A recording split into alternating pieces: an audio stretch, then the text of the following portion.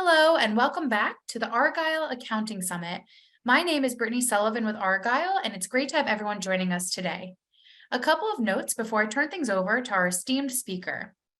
First, a quick reminder to stop by our sponsors' virtual booths at any time during today's event and for the following week. Our partners are committed to providing you with valuable content and a great overall experience. At any time during today's event, you can visit their virtual booths from the main agenda page, which include complimentary materials, information, and meet and greet opportunities. To ask questions throughout the session, simply type into the Q&A chat, and we will address your questions at the end of the session. Now, without further ado, I would like to introduce our speaker, Kremena Minkova, Director of Technical Accounting at Twilio. We are excited to have Kremena with us for her keynote titled, Investing in Accounting, Promoting Wellbeing to Increase Productivity. Welcome, Kremena, and over to you. Thank you, Brittany. Wellness is a topic that's overused, and yet we feel like we don't talk about it enough. It's very monetized. As you can tell, there are a lot of influencers on your Instagram showing you how to make the latest smoothie. But at the same time, companies are becoming overwhelmed of spending millions of dollars on wellness programs to improve employee engagement and productivity. Per the Global Wellness Institute, U.S. is actually ranked number 1 of 218 countries for spending on wellness. And at the same time, it can be very difficult to know where to start, both from an individual and from an organizational perspective. So to talk about wellness, we have to define it. It's actually used for the first time in the 1650s, and it meant lack of illness. There are many definitions out there, and you can look them up. World Health Organization, Cambridge, Oxford Dictionary, and the Global Institute of Wellness, to name a few. However, I really like this definition. It's created in the late 1950s by Howard Dunn, who was the chief of the National Office of Vital Statistics. In a series of lectures, he sketched out his concept of high-level wellness, and he defined wellness as an integrated method of functioning, which is oriented towards maximizing the potential of which the individual is capable. I like this definition because other definitions focus more on, the state of being healthy or why, but they never really linked to what it actually means and what is the outcome, which is where it results that you can show up as your best self, both in your personal and your professional life. So wellness has a lot of aspects. There is a physical aspect where we really talk about nutrition, sleep, exercise, your overall health. There's an emotional and mental aspect of how do you cope with life? How can you respond to your feelings? Spiritual, which is where do you have meaning and purpose in life? Social, which relates to your personal relationships, both at work and at home. And occupational, where we talk about, are you satisfied with your work? Do you feel like you're productive and you're making a difference in the world? Depending on where you look, there are actually 9 to 12 aspects of wellness. Some organizations also define environmental wellness. For me, I would actually also add technology and how much time you spend on it, how do you engage with social media and news. All of the takeaways from the definitions are that wellness is not a state, it's an active pursuit, and it's like, I would think of it more like a habit and as a practice. And as you can see here, it's a system of interdependent aspects. So your physical health impacts your mental health. At the same time, if you feel happy and engaged at work, then you're able to have more meaningful social connections. And that can actually work in our favor, as I'll show you later. So wellness is important. And in accounting, we work with numbers. So I will show you some. In Deloitte Global Human Capital Trends work paper, 80% of executives say that well-being is a top priority for them. And actually, in a Harvard Business Review, you can see that employees that trust their employer actually have 74% stress. They're 40% less burnout. And although it's not on the slides, it leads to 75% fewer sick days. Happy employees are 20% more productive. This was based on a research conducted by the Social Market Foundation and shared in Forbes. And it's actually a really interesting statistic from Gartner that there is a 6 times return on investment for wellness programs. That's quite a lot. When we talk about wellness programs, there is a spectrum. So pre-COVID, in technology companies in the Silicon Valley, think about LinkedIn or Meta, had full cafeterias, on-site gyms with classes, and even personal training. In other words, in those companies, employees were just set up to focus on your wellness. It was part of your everyday. Now, in a post-COVID world, benefits have adapted to virtual classes, gym reimbursements, mental health, and coaching programs. So there's a lot a company can do, but at the same time, if you're a small company, it can be overwhelming because it's a really large spend, and a lot of employers cannot offer the benefits to that extent, even if they would like to. So I want to also think about, do these programs actually work? There is a big return on investment, but how do employees feel about it? So remember when we said that 80% of executives say, oh, well-being is a top priority for us? Well, 90% of employees actually feel that work life is getting worse. So there is a big mismatch between what executives think is happening and how employees actually feel and perceive things. For Gartner, it's actually 1/3 of employees participate in wellness programs. And that was pretty much the same regardless of the type of program, whether that will be physical health, financial health, or mental health. And Deloitte actually just came out with a survey, and it says that 68% of workers say they don't feel use the full value of their well-being resources because they are either too time-consuming, too confusing, or too cumbersome. So before I go into how to change things, I want to ask you, why does it matter? And why does it matter to you or to your team?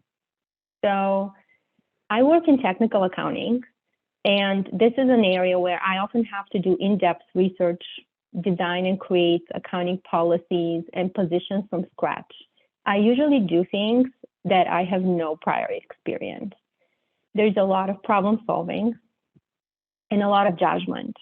And from a personal experience, I can tell you that focusing on wellness has been the best thing that I've ever done for my career.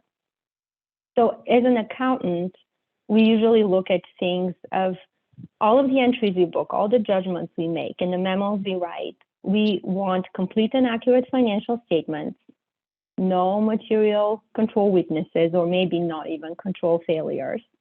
We want clean audit opinion. We want a faster close and a faster reporting cycle. And in other words, we want more productivity. Now, sometimes there is like a strange reaction when we say productivity, because it's often imagined as someone doing the same thing over and over again as fast as possible, which is efficiency. For me, productivity means how we maximize our potential. So it involves several aspects. One is, what is the speed and quality of our decisions? This actually comes from LinkedIn's former CEO, Jeff Weiner. He was always focused not only on making decisions quickly, but making the right decisions. So when you have the baseline of wellness, you can make that judgment call.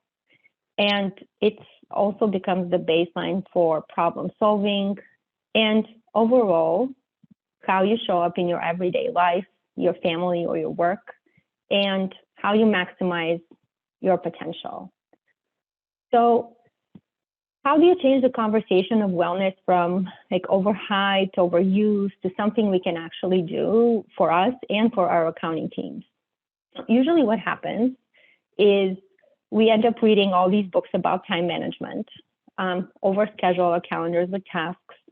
And in accounting, we focus on a lot of trackers and status calls and messages and groups just to make sure things are not missed, which is great. But then sometimes the complexity of these tools creates less productivity, and then they can be overwhelming in and on its own. So wellness becomes the baseline before you actually go and do all of these things about automation or implement all of the other tools for productivity. So in a way, wellness becomes messaged as either an individual quest, you're against all odds, even a busy job, or like a must-do for organization in order to attract talent. But even when you have programs, participation rates vary.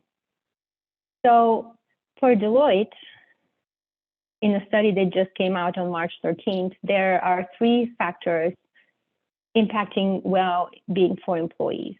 I'm not going to read them, but what I would tell you is that it's all things that are not really dependent on the individual and not dependent on individual company initiative or on an HR department.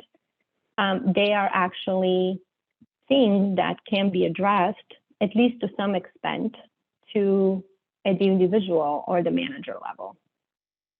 So I think we should really take a different approach to wellness altogether. And I would think of wellness as leader-based. So this is a term used by the Journal of Association of American Medical Colleges. They called wellness, they focus on wellness-centered leadership. And I really like this terminology because it helps you think instead of feeling all alone in the quest, either individually or as a company, or one more thing, wellness to be on your to-do list. I would consider wellness as an act of responsibility, just so you can show up to be your best self, not only for your work life and for your employees and teams, but also in your personal life. And it would enable you to face the challenges of the day. And in a way, I sometimes think of it as being a captain of the ship. And there is a storm, and how you're going to handle the storm and face the issues. So what can you do? Usually when you fly, they tell you to put your own mask first. So I would suggest you start with you. The first step in making any change is to discover your why. So why is it that you want to change? It can be one of those here. It can be for your team. It can be just something deeply personal, like you want to be calm during a school drop-off. Whatever it is, make it personal, make it something that is only driven by what you want, not media, not because someone else told you to. And also make your why from a positive mindset. Think of what you want to accomplish, not what you don't want. It's a powerful way to trick your brain to think and to get started on things. And then people don't talk about this enough, but you're going to have to make a choice. So what are you going to promise to yourself? There is a lot of things you can do for wellness out there, but you have to start somewhere. And if you pick 5 things at once, that can be overwhelming, and chances are you're not going to do them. The other things you can do is, I'm just going to exercise 5 times a week, wake up at 5:30 a.m. And if you do, I really congratulate you on your discipline. But if you don't, maybe you can start with, I'm going to go to bed 5 minutes earlier, or I'm not going to read the news or check my Slack messages before bed. So make one promise, keep it, and then rinse and repeat. So Wellness takes patience. I really like the analogy of an ice cube. So the time spent raising the temperature from, let's say, 20 Fahrenheit to 33 Fahrenheit, it's not wasted. You just don't see the results. And then all of a sudden at 33 Fahrenheit, the ice starts melting. So the changes are there. You just don't see them. And then the benefit of wellness is it has a domino effect, which I think we can link to the interdependent aspects of wellness. So for instance, for me, if I wake up early to exercise and I feel my best when it's 5 times a week, I would usually read before bed, which then means that I slept enough and I am more productive the next day. And the key is to be consistent. So I really like the book by James Clear, Atomic Habits. And he really talks about don't miss twice, because the second time is the start of a new habit. Do I miss? Yes, of course. And things will happen, life, work, personal life. But as a leader, you'll know how you can show up for yourself every day, or you can go back to your baseline, even if life throws a wrench in your life. And then you can translate that to your employees and your friends and your family. It would impact every aspect of your life. So after you started to make a change for yourself, and it's an ongoing process, don't wait for things to be perfect, to just start, you can take action at work. So I thought a lot about what to put here, and there's a lot of general messages about maintaining a leadership voice on the importance of well-being, or creating cultural standards, and these are from articles from Deloitte and Gartner. And while they're important, I wanted to really say, well, what does that really mean? And to me, this translated to the work of Brene Brown. It just comes back to being vulnerable. And as leaders, often changing our focus can be perceived as weakness, but it's also being human. And if you do things for yourself, then it enables others, not just your teams, but also your peers to do it. And it has a positive effect on everybody. So what can you do? Well, create space for yourself and for your own wellness. So go to the doctor. Actually take a sick day, like a real sick day, one where not one where what I did, which is where I spent 2 hours on Slack to tell everyone I'm out, and I sent all my update emails, and it wasn't a good message for my team. Take your vacation days. Your team will feel better that they can also take vacation. And then they'll also get a leadership opportunity that maybe they wouldn't have otherwise if you were already in the office.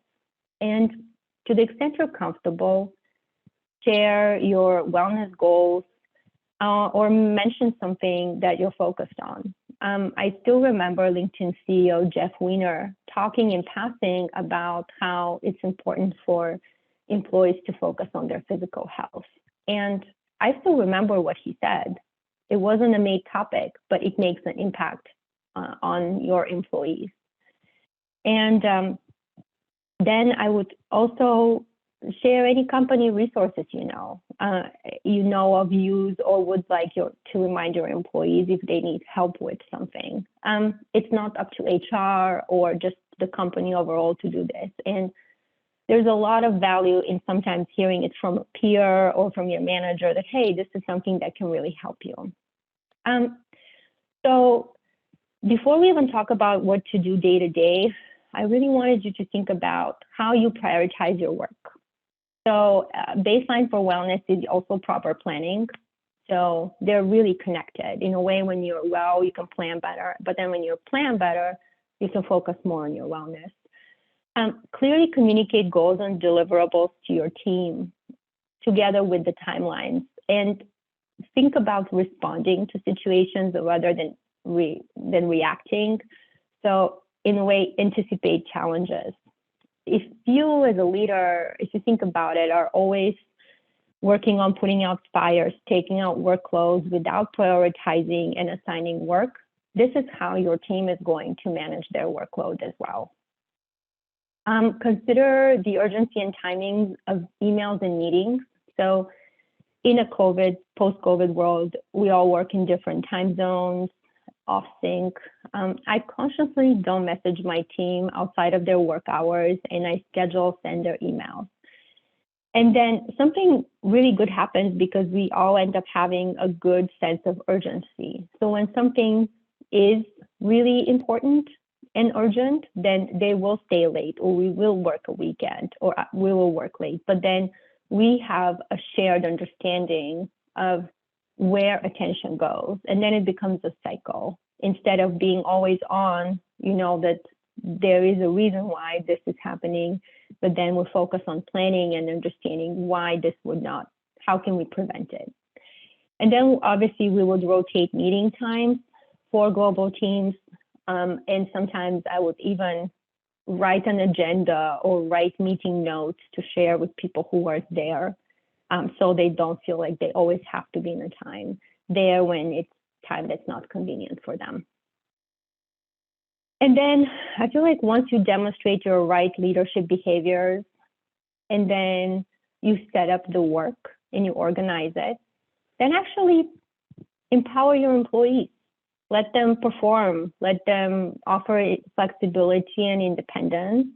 And some employees will be really great and some won't. And then you can see how you can further support them. But that way you set them up to then have more control and agency in their day-to-day schedules. I would really encourage for you and for your employees to have blocks of thinking time. I have a lot for those of myself, and it's helped me a lot in completing projects.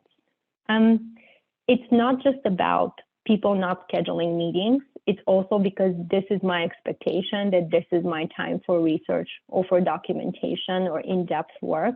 So I naturally switch to those processes. I would encourage you to also take micro breaks during the day. It's really good to refocus on tasks.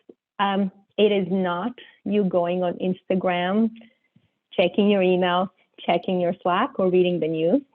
A micro break would be where you step away from technology, make yourself a tea, walk around your apartment, or take a 10-minute walk outside. And consider how you respond to messages.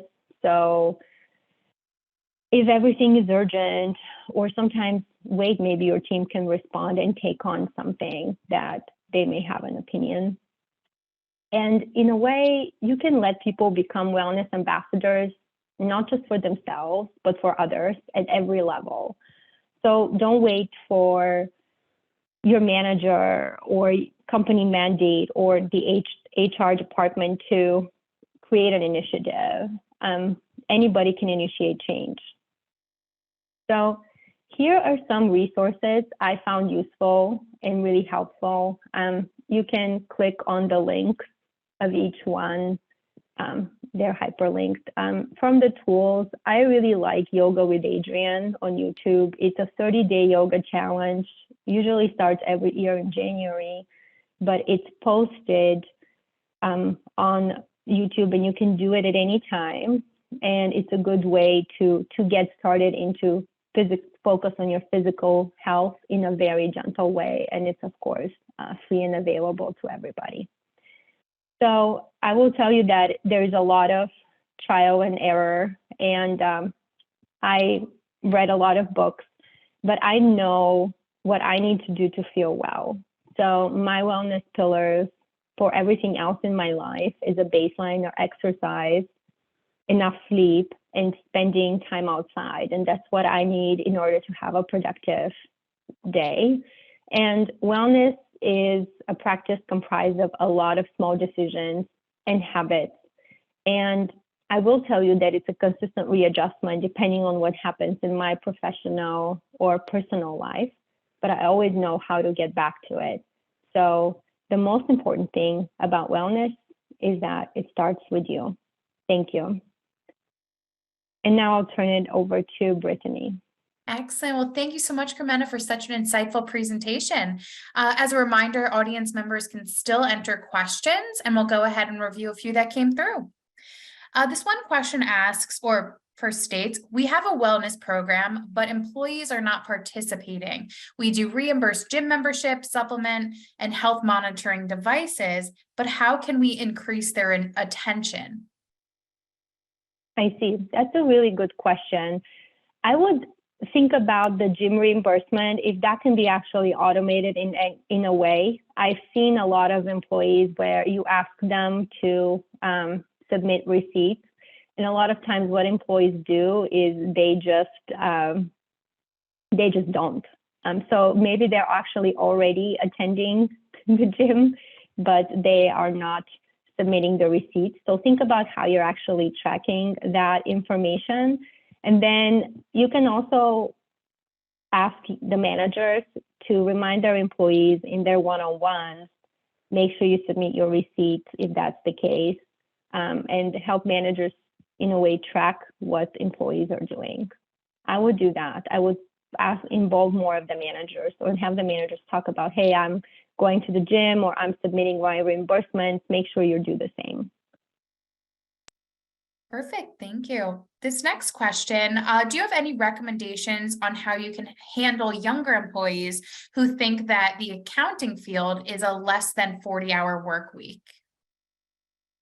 That's a tricky question because obviously things have changed and culture has shifted from we know being in public accounting where we really used to longer hours to now employees expecting to work less time. I would really focus not just on the hours employees work, but also how productive they are and what is the output for the time that they are in the office. Because I've also seen a lot of people work long hours, but not delivering, and vice versa. So I would shift the focus, instead of that employee being the hours in the office, depending on what they need to do, I would shift it to ensuring that they have the projects and the deliverables. And then you can obviously think about how long each task you think takes, and then you can make sure that that fills a 40-hour work week. But I will shift the workload to project and deliverable based if possible. Great, thank you. And how can you balance speed versus the quality of work? Yeah, well, I would think about it like, do you have a lot of rework? So if somebody, and I've seen this a lot, where somebody is very quick, always gives things on time, but then I have to go back a couple of times and ask for, your ending balance, and this roll forward doesn't tie to the GL. Or what about this activity that I know from, company events, I don't see it, let's say, in your roll forward. So I would, if there is a lot of rework, I would really focus on, hey, make sure this is due on this date, but let's talk about, can you realistically complete it in this time? And then talk about having self-review or even peer review before something is delivered to you. Great, thank you. And I think this is probably a good follow-up question. How about in a remote setting? How do you ensure this is not being taken advantage of? Yeah, of course. I mean, I think it all comes back to the work ethic of the employee and, like I said, the workload. So whatever workload you give projects or deliverables, make sure it's what meets your needs. And then if somebody is able to deliver what they need on time with few errors, then and helpful for you to enable you to focus on other things, then I think they would meet your requirements. But I think it comes back to what are your goals and your priorities. Perfect. And it looks like we have time for one last question. What was the action that made the major impact in your team towards well-being? Which one achieved that wow effect and marked a milestone towards the objective, if you can share? Yeah, that's a good question.